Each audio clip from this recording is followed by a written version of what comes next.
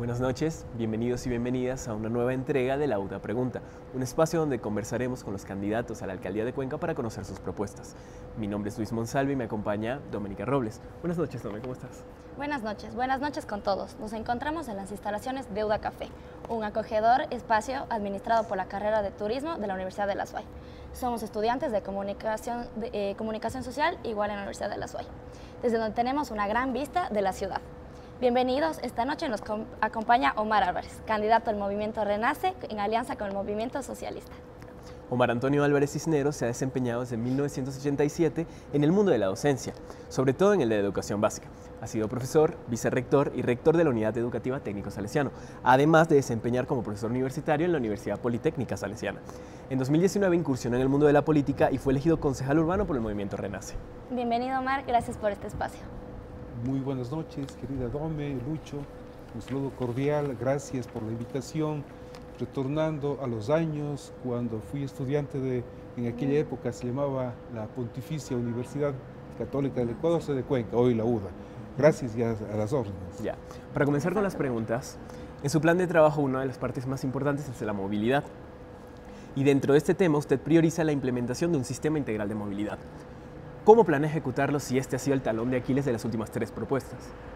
Ciertamente la movilidad es uno de los ejes más críticos que tenemos en el Cantón Cuenca, particularmente en la zona urbana. Desde hace aproximadamente un año atrás, por fin, debo decirlo así, por fin está ya operando el tranvía. Sin embargo, no nos está sirviendo mayormente a los cuencanos. Más allá de reconocer que se trata de un sistema de transporte moderno, ágil, seguro, muy atractivo, pero que para la mayoría de los cuencanos, más del 80% de la población, no les sirve en el día a día. Quizás la propia UDA es una de esas experiencias de que el tranvía pues, nos es extraño, ¿no? Realmente que no nos sirve. De ahí que es clave proceder a lo que estaba previsto desde un inicio, pero que hasta el momento no se lo ha ejecutado. Esta posibilidad de integrar el transporte público, por lo menos en una primera fase, en la parte cantonal urbana, porque pues el tranvía debería en su momento pues servir también a las zonas rurales. Pero concentrándonos en lo urbano, se requiere urgentemente, conjuntamente con quienes hacen la movilidad en el Cantón Cuenca, hacer un replanteamiento de rutas y frecuencias para que todo el sistema de transporte público, sean los buses que clásico, como en forma clásica conocemos, cuanto el propio tranvía y los medios alternativos de transporte municipales, puedan integrarse en un proceso de movilidad de tal manera que el ciudadano, el usuario del transporte público, tenga la certeza que en donde quiera que esté, hablando del sector urbano de la ciudad, pues pueda disponer del transporte público y si es necesario, con las paradas adecuadas, con los procesos intermodales, con la integración del tranvía, pues tener la certeza que va a llegar a su punto de destino en un tiempo razonable, seguro y ágil, de tal manera que se vuelva un incentivo para los ciudadanos a que quizás miremos el transporte público como la primera opción. Hoy por hoy, muchos cuencanos pues están utilizando sus vehículos privados para poder hacer su movilidad necesaria, dado que el sistema de transportación pública no es eficiente, no le llega a los lugares que se requiere y mucho menos tiene la confiabilidad de que el servicio está a la mano a la hora precisa y la garantía de que sí me va a prestar el servicio. ¿Y cómo planea llevar estas negociaciones con la Cámara de Transporte? Porque ya sabemos que es una parte importante del tema de la movilidad de Cuenca. Digamos que no es tan grave, el tema es de voluntades. Sentarse sobre la mesa de diálogo quienes estamos involucrados en el proceso, en este caso, la Cámara de Transporte, la unidad ejecutora del sistema tranviario, el municipio como tal que tendría esa suerte de representación de la propia ciudadanía, para que dejando de lado cualquier posición individual, razonable desde cada uno de los puntos de vista, pero no deja de ser la mirada propia de que defiende su espacio. Si nos sentamos a conversar anteponiendo estas necesidades en una mirada distinta de lo clásico, no solamente se trata de cambiarle la ruta de los buses, sino entender que se trata de una renovación profunda del sistema de movilidad. Ustedes son jóvenes, quizás no se recordarán, o obviamente nunca lo conocieron, pero el proceso del transporte público en Cuenca, desde que existen los buses, han sufrido permanentes cambios. Cada cambio, como es natural en el ser humano, siempre ocasiona en un principio un poquito de resistencia.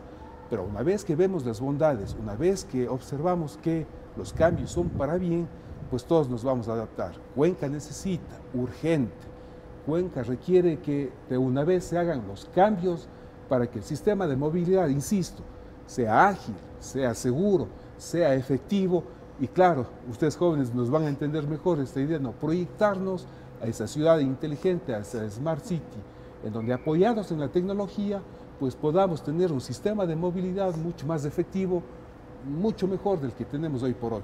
Ahora el sistema es totalmente aislado. Esto es lo que hay que cambiar. Este es nuestro compromiso y para ello hemos venido trabajando en nuestras propuestas de trabajo. Omar, y nosotros como estudiantes siempre nos hemos dado cuenta que algo que falta aquí, digamos, son las unidades de buses. Nosotros queríamos saber qué tan factible y qué tan viable es, digamos, comprar más unidades de buses, municipalizar los buses, en el sentido de que nosotros creemos que el servicio de buses debería ser que se llena y ya no debería seguir más gente, porque no es seguro estar parados o ir incómodos. Entonces, sería una forma de motivar de que los estudiantes, en vez de venir cada persona en un carro propio, empezar a usar. Entonces, ¿hay algún presupuesto para municipalizar o comprar más unidades? Querida Dome, la premisa que usted plantea es exactamente de la lógica. Es que, como solemos decir, ¿no es cierto?, el sentido común no pide fuerza. Si tenemos un lugar de donde es punto de partida o de llegada o de tránsito de los buses, y si la demanda de pasajeros en un momento dado es mayor, pues hay que incrementar el número de buses. Para ello ya planteamos la Smart City, ¿no?, la ciudad inteligente en la que monitoreamos de forma permanente cómo se da la dinámica. No se trata de cumplir en el estricto sentido solamente con los horarios establecidos, sino con la demanda de pasajeros. Dos, hay que extenderlo en los horarios que esa demanda requiere. En este caso, la Universidad de la SUAY, como las otras universidades que tienen su oferta académica hasta la noche, pues tiene que de manera obvia prestarse el servicio hasta la hora razonablemente requerida. Tercero, hay que hacerlo de forma segura. Para ello, por el momento no habría necesidad de emprender con más compras de vehículos, por el momento. Es cuestión de una reorganización con la Cámara de Transporte, con el propio sistema tranviario, para hacer este replanteamiento, como decía desde un momento. Pero ya hay que empezar, ciertamente, querida Dome, hay que empezar a mirar de que a futuro tenemos que ir haciendo las renovaciones que correspondan para no solamente de ser necesario incrementar las unidades, sino de que éstas sean ya utilizando servicios de energía alternativas. En el caso de la energía eléctrica que tenemos también como responsabilidad social, empezar a hacer ese cambio en la matriz energética. Así es que hay un presupuesto para aquello. Este momento, en el presupuesto municipal no existe. Esto hay que también contarles a los ciudadanos la verdad. Al momento, el año 2022 viene transcurriendo con un presupuesto aprobado a fines del año pasado. ¿Y por qué? Estamos en época electoral, el presupuesto del 2023, es decir, del próximo año, tendrá que ser el mismo presupuesto del 2022 prorrogado. De ser necesario, habría que hacer a las reformas al presupuesto y plantearnos, si es que así se lo amerita, valores para impulsar la movilidad municipal, movilidad eléctrica sobre todo. Pero la certeza de que hasta eso suceda, pues hay que hacer las planificaciones requeridas como paso preliminar, por supuesto que sí. Y también, bueno, justamente hablando de esto, de los modos alternativos de movilidad, como la bicicleta, el scooter, la moto eléctrica, que nos da como otra alternativa para disminuir el tráfico, como decía, en un 10% hasta el 2025. Queríamos saber como si no piensa que no faltan más acciones para cumplir esta meta, digamos, por ejemplo, crear normativas para disminuir la venta de autos vehiculares particulares, porque aquí en Cuenca es una de las ciudades que más venden autos particulares. Entonces, ¿qué acciones se podrán llevar a cabo para eso?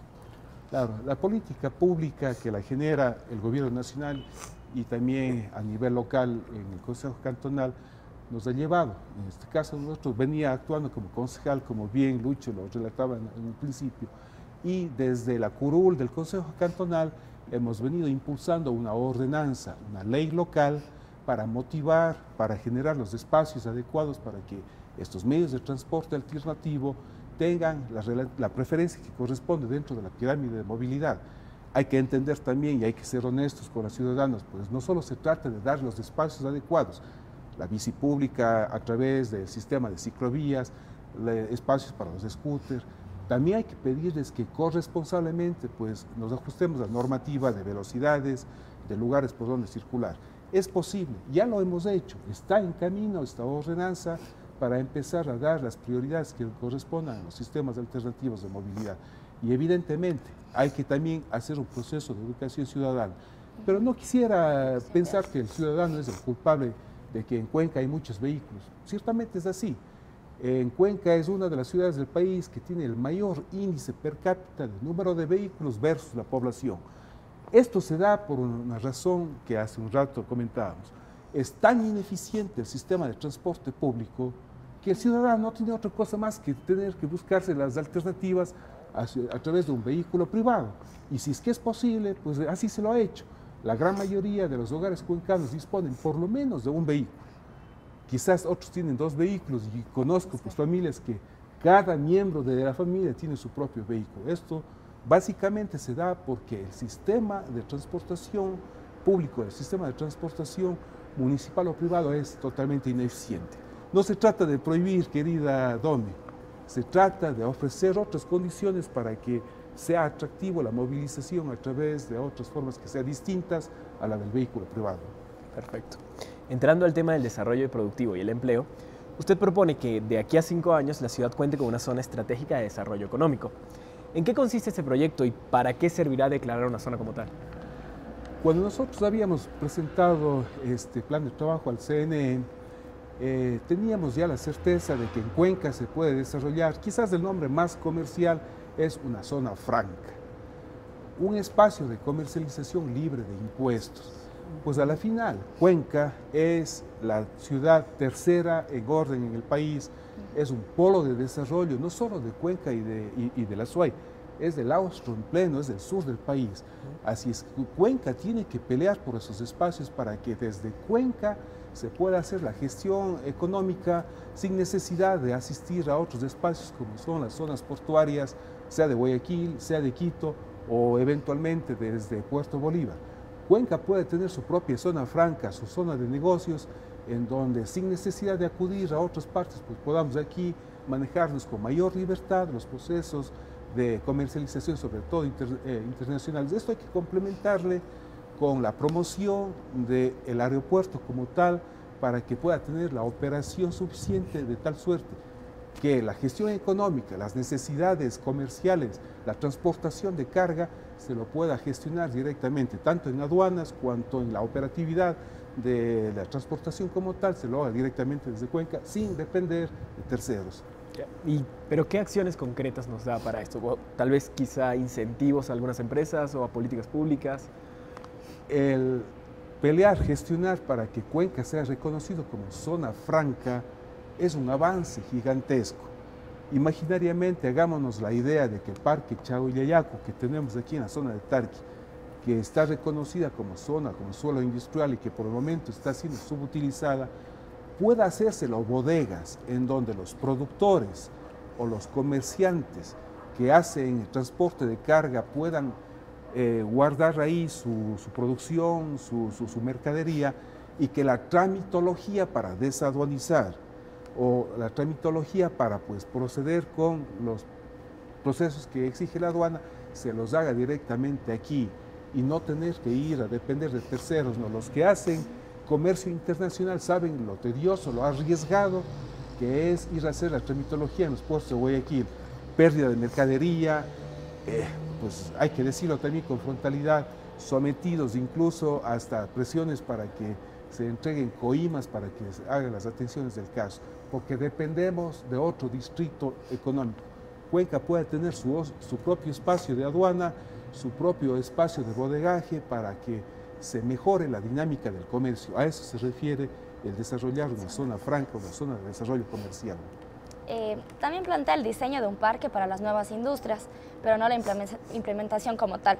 Pero sabemos que la falta de suelo es un grave problema aquí. ¿Cómo propone usted resolver esto?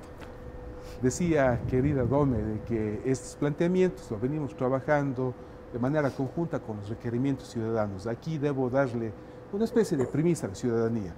como concejales, una de las últimas acciones que pudimos hacer en el Consejo Cantonal, que tuve que por temas de reglamento del CNE renunciar dada la condición de candidato, pudimos recientemente en el Plan de Desarrollo y Organización Territorial, PDOT que se lo llama, y en el Plan de Uso y Gestión del Suelo, en el PUS, que aprobamos, ya incorporamos sobre las 700 hectáreas de nuevo suelo para que puedan desarrollarse las industrias. Hasta hace 3, 4 meses atrás, ciertamente que el déficit de suelo industrial era uno de los problemas más críticos, pero pudimos a través de esta normativa prever esta incorporación, recalco, sobre las 700 hectáreas de que ya está considerado suelo industrial. Por supuesto, el suelo industrial no solamente es objeto de que se declara y ya aparecen las industrias, va a ser un proceso en el que con el trabajo conjunto de las empresas, es decir, desde el sector privado, conjuntamente con el municipio, podamos ese suelo que ya está reconocido como industrial, empezárselo a desarrollar a través de los polígonos de desarrollo territorial, en este caso polígonos industriales, empezar a hacer esa planificación para que en nuestro futuro cercano las empresas cuencanas ya no tengan la necesidad de ir a buscar suelo en otras provincias, sino que aquí mismo, en nuestro cantón, puedan continuar con el desarrollo de las que ya existen y las nuevas que puedan aparecer. Y estas 700 hectáreas que nos menciona, ¿dónde estarían ubicadas? Están en 7 puntos distintos de la ciudad, no están en un solo lugar. Decíamos, uno de ellos es en el sector de Tarqui, sector de Challayaco, en la misma zona de Jadán, por el sector de Nulti, hay suelos que también eso es clave indicarlo, no está ubicado aleatoriamente, están ubicados sobre la certeza de que no hay afectaciones radicales en el entorno natural, que tengan accesibilidad hacia la red de carreteras y de que puedan permitirse también de manera relativamente fácil la atención con los servicios básicos. El suelo per se, por sí solo, no es suficiente. Hay que atender, por eso decíamos, con la planificación de vida. Son 7 puntos específicos que también es un tema interesante. Van a permitir diversificar la presencia de la industria en función de lo que esa industria puede desarrollar. Todas, pero tienen como denominador común la base de garantía de la mitigación suficiente en el caso de haber afectaciones al entorno ambiental. Perfecto.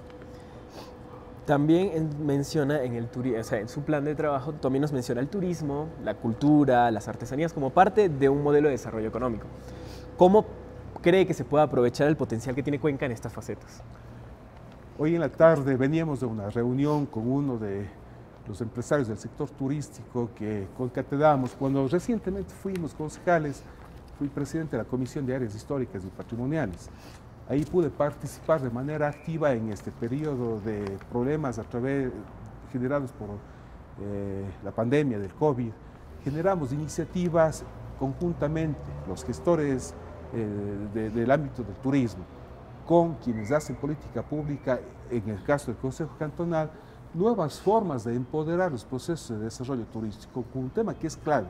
Hace unos minutos hablábamos de suelo industrial, que es necesario, es importante. Sin embargo, en este futuro lejano, proyectémonos a Cuenca de aquí a unos 50 años quizás, a lo mejor la vocación de Cuenca ya no necesariamente sea la producción industrial. Hay que enfocarnos en la industria verde, en el turismo, la industria violeta, en la incorporación de los sectores populares, en la dinámica, más que populares, de los sectores tradicionalmente desatendidos, en estas nuevas dinámicas. Pensar en Cuenca a futuro en una ciudad netamente turística no sería descabellado. Hoy por hoy Cuenca es uno de los, en nuestro país, la ciudad número 1 como destino turístico. Sin embargo, de aquello hay que ampliar esta vocación incorporando la ruralidad. La ruralidad tiene un potencial extraordinario. Ofrece turismo arqueológico, turismo ecológico, ofrece turismo gastronómico, turismo también deportivo. Hay tantas posibilidades de desarrollo en el turismo que ciertamente lo hemos denunciado porque pues somos parte de esa visión de una cuenca distinta, una cuenca turística en donde este desarrollo pues va a permitir también la reactivación económica a través de estos emprendimientos asociados al turismo. ¿Y no cree que la implementación de lo que nos comentaba, de los parques industriales, las 700 hectáreas que nos había comentado, pueda afectar al tema turístico? No, de ninguna manera, más bien se van a complementar, se van a ampliar las posibilidades de oferta de mano de obra.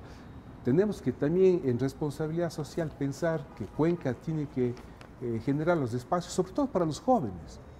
Hoy por hoy, pues es preocupante, ¿no? Bien ustedes decían, mi vocación ha estado siempre cerca de los jóvenes. Conocemos las desesperanzas, a veces las incertidumbres, por las barreras propias que tienen cuando terminan los bachilleratos y ahora a qué universidad me voy. En el mejor de los casos, cuando hay alguna posibilidad económica de las familias, nos ayudan a conseguir cupos en las universidades, pero también hay familias, hay jóvenes que no pueden costearse estos valores y no tienen opciones de las universidades. Entonces requerimos también espacios de desarrollo económico, como pueden ser las industrias, que no tienen para nada ningún problema de interactuar con el tema de turismo, más bien pueden ser complementarios. Así es que una actividad no es causa de opacarle a la otra, más bien adecuadamente manejado se pueden complementar las dos, el turismo, la producción y en general el desarrollo económico. Perfecto. Bueno, ahora vamos a comenzar un tema que centra la atención, creo, de todos los ciudadanos, que es la seguridad. A su criterio, ¿cuál es la causa o las causas de la creciente inseguridad en Cuenca? Bueno, el tema de inseguridad es un tema de mucha larga data, no es un problema solo de hoy, quizás se ha agudizado. Factores hay muchísimos, hay muchas hipótesis. Una de las que manejamos como teoría es esta falta de oportunidades que han tenido. Es fácil juzgarles ahora a quien hace actividades delictivas, pero quizás tras de cada una de esas historias de vida hay responsabilidad social. No sé si ustedes habrán escuchado, la semana pasada hubo me parece que en la provincia, no sé si fue del Guayas o bueno, en alguna ciudad costanera, fue noticia nacional de que le intentaron matar a un joven de 16 años. Un joven que a su corta edad, yo diría casi un niño, había sido un sicario, uno de los más contumaces asaltantes. Yo creo que la sociedad tenemos que reflexionar en aquello. ¿Puede un joven de 16 años haber llegado a ese nivel de problemática social si es que en su niñez quizás no tuvimos como sociedad la responsabilidad de atender con adecuada educación, salud, atender a la familia? Entonces, los problemas son mucho más profundos. La propia condición de nuestro país, que no logramos desarrollarnos, las propias inequidades sociales y económicas abocan a que se den estos riesgos. Pues a ello hay que sumarlo otros de los que serían los cánceres sociales de la actual convivencia mundial. El tráfico de drogas. Eso es otro de los problemas críticos. Otro factor que nos guste, no hay que reconocerlo, es estas condiciones de movilidad humana que se han dado de manera permanente. Nuestro país en su momento tenía mucha migración hacia otros lugares. En alguna otra oportunidad hubo una fuerte migración de los, digamos, conciudadanos, quisiera decirlo, de esta patria grande, como decía Bolívar, de Perú, de Colombia, de Venezuela. Este reencuentro de culturas, de formas de vida, quizás está produciendo esta problemática social que desemboca en la inseguridad. Este es el problema crítico a nuestro entender. Inequidad social. Dos, estas condiciones que acabo de mencionar, que habrá que atenderlas en sus causas. No necesariamente esperar trabajar sobre los efectos, buscar también la remediación en las causas. ¿No cree usted que está más bien creando un estereotipo en cuanto al tema de movilidad humana y debería enfocar, o sea, debería centrarse más ese tema en lo que mencionaba de la responsabilidad social? Todo es, aquí no hay una primera y un último orden, todo es una problemática. Nos ha preocupado cuando escuchábamos en noticias, querido Lucho, de que algunos cuencanos o ecuatorianos en el Norteamérica ejercían actividades que las rechazábamos. Hace años, recordarán, fue, digamos que una noticia gravísima para Cuenca, para el Ecuador, cuando hubo una ecuatoriana, Lorena Bobbitt, tal vez se recuerde, ejerció un acto en los Estados Unidos totalmente criticable. Es que Lorena no representaba al país o el país agredió, era la individualidad de Lorena la que produjo el problema. Hoy por hoy tenemos situaciones similares. La migración no es problema genéricamente de la migración entre países, son las personas las que, digamos, hacen quedar mal. Entonces, es justo también de que quienes quieran ingresar al país, o si es que es de Ecuador y quieren ir a otro lugar del mundo, pues sean las personas que vayan a aportar, a sumar en la sociedad. esto hay que reconocerlo. Lamentablemente, no todos los ecuatorianos que salen al exterior nos hacen quedar bien. Asimismo, no todos los que ingresan también son el reflejo de las sociedades, pero sí es justo reconocernos y sobre todo hacer compromisos, es actuar sobre la causa. No estigmatizar, no, para nada. Es reconocer que esa es parte de la problemática. Perfecto. Bueno, básicamente esta pregunta nos respondió brevemente, pero ¿cuáles son las acciones concretas? O dentro de la competencia del gobierno local que puedan hacer acá, ¿usted qué propone para solucionar todos estos problemas? A ver, esto que voy a decir, quizás pues algunos dirán que esto no es la solución a la inmediatez, pero hay que empezar a poner la mirada en un mayor desarrollo de una equidad social, enfocarnos en educación, enfocarnos en cultura, enseñarnos de los niños, de los jóvenes que existen otras formas de vida mucho más humanas, cercanas. Tratar de impedir que los niños entren en contacto con quienes ya tienen una distorsión en su sistema de vida. Hay un precepto que nos sabían decir los abuelitos, ¿no? Cuando una manzana está podrida dentro de una canasta con todas las manzanas, es preferible sacarla para evitar que se contaminen las otras. Eso se hace a través de procesos educativos, pero esto es a mediano y largo plazo. En la inmediatez, pues también hay que ejercer acciones. Y aquí en Cuenca, sin tanto misterio, hay dos alternativas para empoderarnos mejor en seguridad. Institucionalizar de mejor forma a la Guardia Ciudadana, a la EMOV como tal, para que como instituciones de orden público que son, pues puedan presentarse ante la ciudadanía con el respaldo que corresponde. Desde la sola presencia de la Guardia Ciudadana y de la EMOV en los diferentes espacios públicos de las universidades, pues será objeto de una mayor garantía de seguridad. Para ello hay que hacerse el trabajo interno en el municipio de voluntades políticas, darle a la Guardia Ciudadana, darle al EMOV el empoderamiento y la exigencia para que ellas actúen pegadas a este respaldo hacia los ciudadanos. Y un tercer factor que es clave, es vital. También es muy bienvenido esta frase, la unión hace la fuerza, suele decir. Cuando estamos solos, oye, a todos nos entran los nervios, pero cuando estamos en grupo hay más confianza. Así es que es clave para efectos de mejorar la seguridad de que puedan haber esta organización en las diferentes instancias. En la ciudad, la organización en los barrios. En las universidades, la organización de los propios estudiantes. Sí pueden haber iniciativas propias desde las universidades, desde los barrios que les decía, para que en esa organización nos empoderemos mejor y con el respaldo de la fuerza pública local, en este caso de la Guardia Ciudadana y de la EMOV, pues puedan hacerse acciones mucho más efectivas.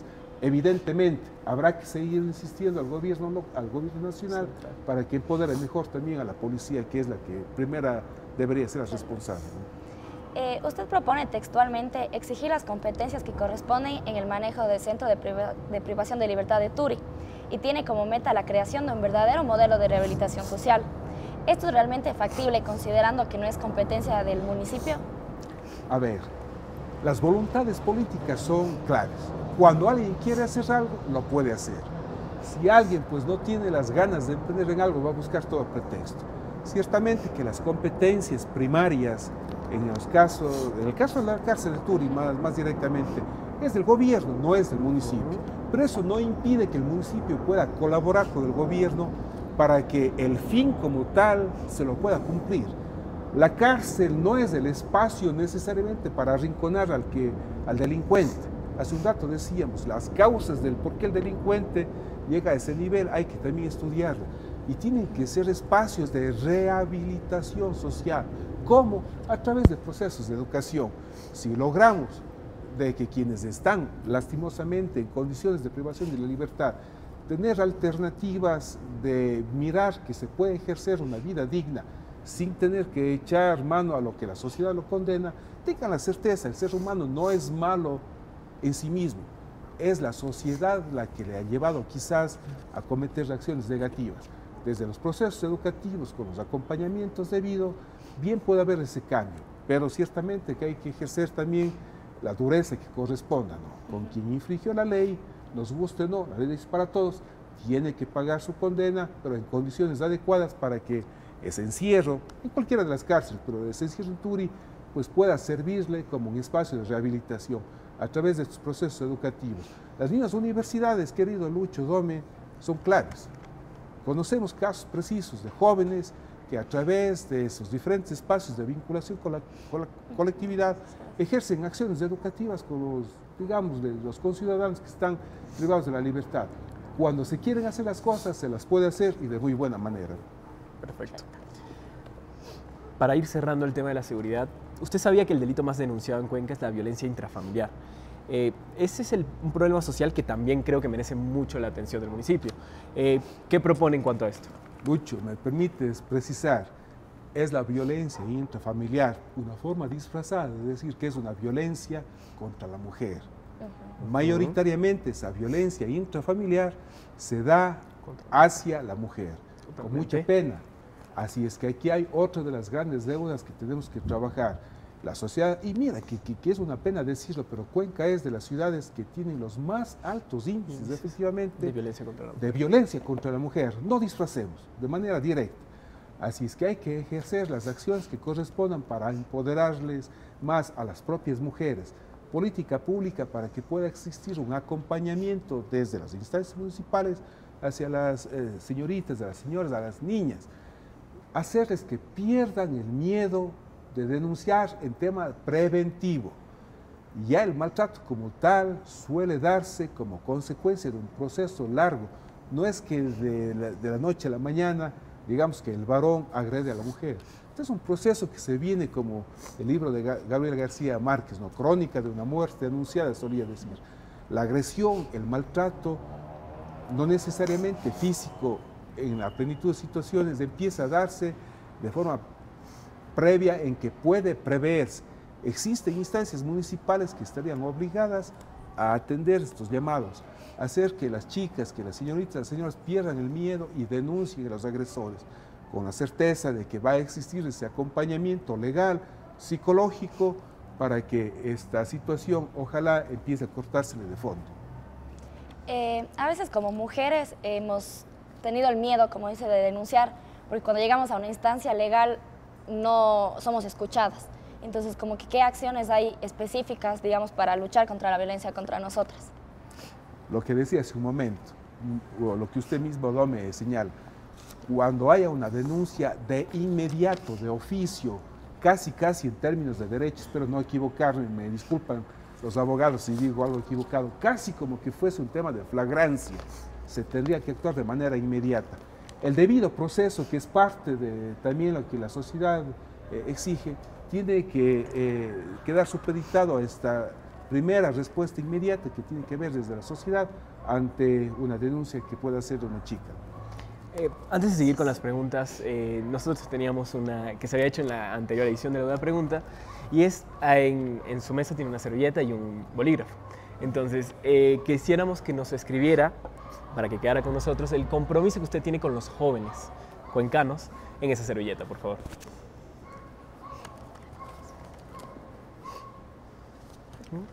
Bueno, mientras Omar nos escribe su compromiso con los jóvenes, vamos a presentar el siguiente segmento en el cual nos va a acompañar la máster Mónica Rodas Tobar.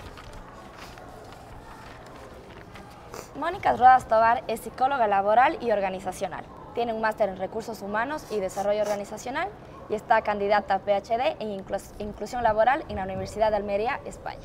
En cuanto a su ejercicio profesional, es consultora en gestión del talento humano por 18 años, además de catedrática universitaria en programas de pregrado y posgrado durante 20 años. También en concursos internacionales fue la ganadora de los fondos Erasmus por 1 millón de euros para el programa de simuladores laborales para el desarrollo de personas con discapacidad. Listo, Omar. Tal vez si nos puede ayudar leyendo el compromiso que ha hecho a los jóvenes. Un compromiso que va de doble vía. Fundamental escucharles a los jóvenes, trabajar conjuntamente para una ciudad en donde podamos ser más equitativos. Ánimo, adelante jóvenes, que nosotros confiamos en ustedes. Aquí está el compromiso que entiendo va a quedar con ustedes y que más allá de que quede por escrito es una certeza en nuestra administración, trabajar juntos con los jóvenes. Muchas gracias. Gracias por su tiempo y por este espacio que creo que es importante para los jóvenes tener este espacio para conocer y aprender sobre todos los planes de trabajo. Más bien felicitar la iniciativa de la universidad para que los jóvenes sean los directos actores que también se preocupen de los temas políticos locales. Mi reconocimiento a la carrera, desearles lo mejor, pues, y felicitarles por este lindo paisaje que tienen ustedes de disfrutar de nuestra querida Cuenca. Muchas gracias. Muchísimas gracias. Buenas noches. Buenas noches.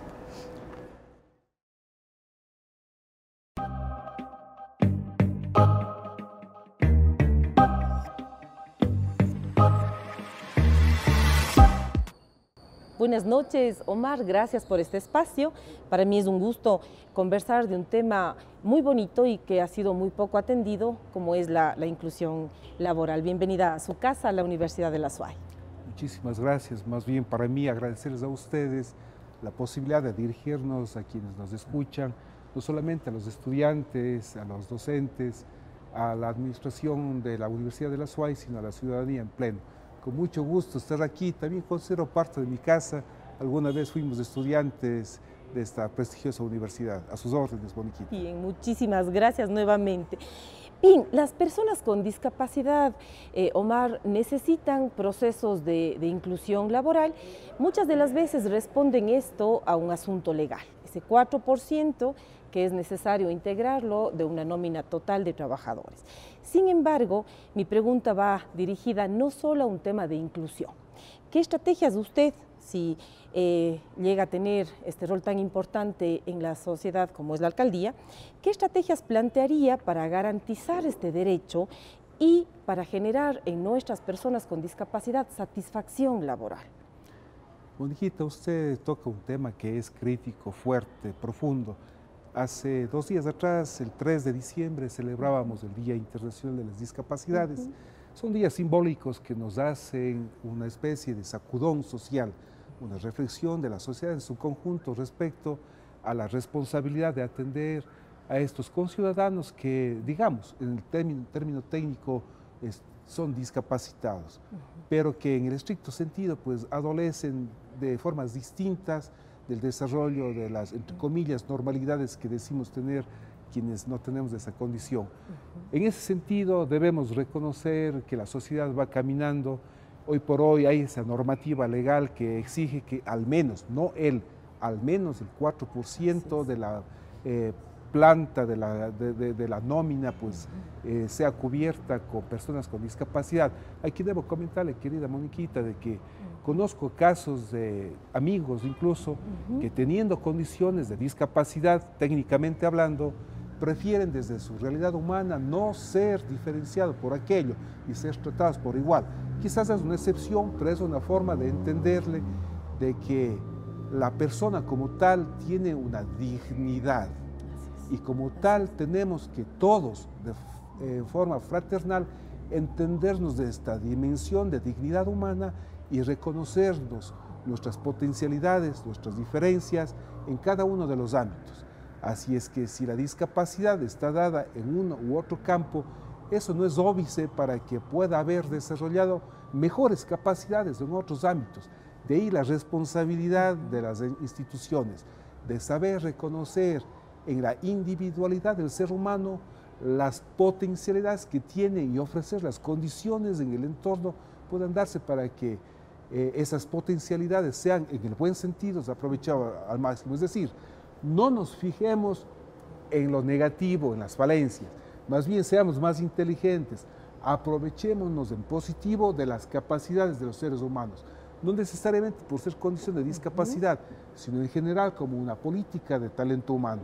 Esto es un aprendizaje que hemos tenido porque todos, absolutamente todas las personas, seremos excelentes y buenos para algo y seguramente muchos seremos malos también para otras actividades. El éxito del talento humano sería reconocer y potenciar esas capacidades para lo que somos buenos. Bien, muchas gracias. Considerando justamente la situación de preparar a la organización para que acoja a estas personas con discapacidad y desarrollar esas competencias que segura la tienen, ¿qué estrategias usted considera son necesarias para sensibilizar? Más aún, usted como concejal conoce la realidad del municipio y la importancia de sensibilizar a este talento humano que ya está trabajando para estar preparado y acoger a las personas con discapacidad y generar este clima laboral saludable. Mire, Moniquita, usted acaba de decir algo, ¿no? Como concejal he podido observar de manera directa, no solamente en la plana administrativa del municipio, sino en general en las empresas públicas. Conocemos casos de personas que tienen ceguera, que por el hecho de no poder ver, no quita que han sido muy positivos en otros ámbitos. En etapa, por ejemplo, en recepción de etapa hay una señora, Anita es el nombre de ella, en que a pesar de su ceguera, tiene una capacidad de amabilidad para dar la información al ciudadano, ha agudizado más los otros sentidos. Este es un proceso natural. Se dice que si un ser humano pierde alguna de las capacidades de los sentidos, los otros se desarrollan de una mejor forma, quizás como un mecanismo de compensación. El caso de Anita es un ejemplo latente de que la persona, aún con la discapacidad que sea, puede, en el buen sentido, haberse aprovechado sus talentos. Anita es el ejemplo de que se pueden hacer muchas cosas, hay que sensibilizarnos todos, hay que reconocer todo, hay que reconocer todos. Si es que como compañeros de trabajo sé que a mi lado está una persona con discapacidad, obviamente no le voy a pedir a ella que haga algo, a esa persona me refiero, en la que se requeriría de la capacidad que tiene en negativo, pero sí puede aprovechar en el buen sentido las otras capacidades que ella tiene. Es un tema de sensibilización, es un tema de educación y es un tema de empatía social. Temas que tienen que estar no solamente declarado en la política pública interna, en un reglamento de trabajo, es un tema de un proceso de sensibilización para reconocernos, para encontrarnos entre semejantes, saber que nuestras condiciones individuales que tenemos, sumadas sinérgicamente, pueden potenciarnos mucho. No fijarse en la discapacidad, fijarse en la potencialidad. Esa sería la teoría. Qué bien, muchas gracias. Las condiciones que usted considera son necesarias en el caso de adjudicar contratos que favorezcan a las personas con discapacidad, ¿qué criterios cree usted que deben ser considerados? Evidentemente, lo que decía hace un rato, el punto sería reconocer las potencialidades. Es decir, no preguntarle en qué es discapacitado para darle una tarea en donde se requiera agudizar el sentido del cual lo tiene limitado, pero sí reconocer desde este punto de su potencialidad para qué es bueno y generar en el entorno laboral las posibilidades de desarrollo para lo que es bueno. Entonces creo que un problema, y no solamente para los discapacitados, sino en general como política, ¿no? Lamentablemente nuestra sociedad está construida en un mal concepto de igualdad. Yo creería que hay que ir más allá, no hablar de igualdades, sino hablar de equidad, es decir, a cada quien lo que puede, a cada quien lo que se debe, en función de ver para qué es bueno. No pensar que toditos somos idénticos, todos los seres humanos somos distintos. Más bien la inteligencia humana, la sabiduría humana más bien pensaría es llevarnos a entender de que apalanquémonos en lo que somos buenos para proyectarnos de mejor forma. La inserción laboral tiene que darse no necesariamente por el cumplimiento de cuotas, que habrá que cumplirlas, para eso están dispuestas las leyes, sino más bien para observar lo positivo que tienen las personas. Si es que la ley manda que el 4% como mínimo sea de inclusión en términos de discapacidades, no importa si son 5, 6, 8%. Lo importante es que quienes ingresen a la planta administrativa de la corporación municipal se lo hagan en la certeza que por dignidad van a hacer un aporte hacia el desarrollo institucional. Hemos visto casos, querida Moniquita, que es aberrante, que en algunas empresas, por cumplimiento de cuotas, le ponen en las nóminas a personas con discapacidad y les han dicho, pero usted quédese nomás en la casa. Ahí sí prima el cumplimiento del legalismo. En el caso nuestro es un reconocimiento de las capacidades. La discapacidad visual, como el caso de Anita, es un claro ejemplo de que es posible encontrar espacios de desarrollo profesional en lo que somos buenos, no en lo que somos malos. Qué bien, me alegra tanto saber que existe esa disposición de generar esta inclusión laboral. La universidad tiene en este momento un programa de desarrollo académico, tecnológico académico y de inclusión laboral para nuestros estudiantes con discapacidad. Así es que usted tenga la completa seguridad que en su momento va a tener estudiantes competentes, profesionales y además con desarrollo de destrezas que serán seguro de suma ayuda a esta estrategia municipal. Y como última pregunta, mi querido Omar, ¿cómo articularían la gestión pública con la academia? Siendo usted también académico, ¿cómo usted cree que podemos articular, entendiendo además que muchas de las veces ha existido una separación entre estos dos momentos? Ciertamente, pues vengo desde la academia, toda una vida dedicado a la educación, convencido de las potencialidades que tenemos en el sistema educativo. Las universidades es un lujo en nuestro país. Se dice que una ciudad intermedia, no, nos hablan que somos, a veces nos dicen que somos un pueblo grande, otros nos dicen que somos una ciudad chica. Es una ciudad intermedia. En términos generales, en el cantón 700.000 habitantes, en lo urbano cerca de 500.000. Un lujo, tenemos 4 universidades cuencanas que formamos, digo formamos porque me siento parte de la academia, excelentes profesionales en los distintos ámbitos, pero que lamentablemente los mismos cuencanos no hemos sabido, en el buen sentido de la palabra, aprovechar de este talento humano. No concibo, por favor, cómo la administración municipal, sin desmerecer las cualidades de las personas, pero tengan que importar, entre comillas, desde otras provincias o ciudades a profesionales, cuando Cuenca tiene extraordinarios abogados, ingenieros, arquitectos, médicos, comunicadores sociales, trabajadores de la salud, etc. Ese talento humano tiene que estar desarrollado aquí en Cuenca. Es clave la política pública, la construcción de la ciudad, la construcción del pueblo, de los pueblos, se da sobre la base del desarrollo de las ciudades. Una ciudad grande es así porque tiene universidades grandes. Es urgente, es necesario que haya esa simbiosis. Sector público, municipal en este caso, con universidades. Desarrollar proyectos conjuntos. El marco legal lo permite. Convenios, cercanías. La universidad requiere de espacios para que sus propios estudiantes tengan experiencias reales a través de actividades de vinculación. El municipio requiere también de esta suerte de investigación que puede hacerse en las universidades. Si logramos conjugar estos dos aspectos, tenga la certeza, querida Moniquita, que se empezarán a desarrollar muchas cosas. De hecho, nuestra propuesta que tenemos planteada para nuestro proyecto político reconoce las capacidades de los profesionales formados en nuestras universidades como punto clave para ese desarrollo. Por ejemplo, de las ciudades inteligentes. Muchos desarrollos tecnológicos que se lo hace aquí en la UDA, se lo hace en la Universidad de Cuenca, se lo hace en la Universidad Católica, obviamente la Politécnica Salesiana, donde pues doy fe de primera mano, soy profesor también en estos espacios, se pueden hacer grandes desarrollos tecnológicos que solucionarían las problemáticas que tenemos en varios ámbitos. Así es que es vital, es clave, es necesario hacer un trabajo mucho más cercano entre el municipio, la corporación municipal y las universidades. Espacios, cuando hay voluntades, hay formas múltiples de hacer estos acercamientos. Es una cuestión de un querer para poder pasar a un hacer. Bien, muchas gracias. Tomo la palabra entonces y estaremos ahí atentos para generar estos compromisos bilaterales que sin lugar a dudas será un ganar-ganar. Talento humano es uno de estos compromisos claves.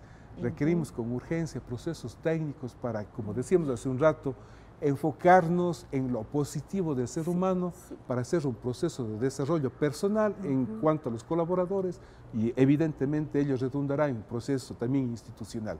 Gracias, Moniquita, a ustedes por el espacio. Usted tiene que contar con la UDA entonces al 100% porque tenemos, como usted bien dice, profesionales de alto nivel que seguro le ayudarán a arreglar la casa. Y le voy a complementar, perdón, mucho gusto, aprovecharé, abusaré del espacio, no al porcentaje que usted dijo, al 107% les vamos a pedir. Yo le tomo la palabra. Muchísimas gracias por este Moniquita. espacio. Que Muy tenga una buena noches. noche.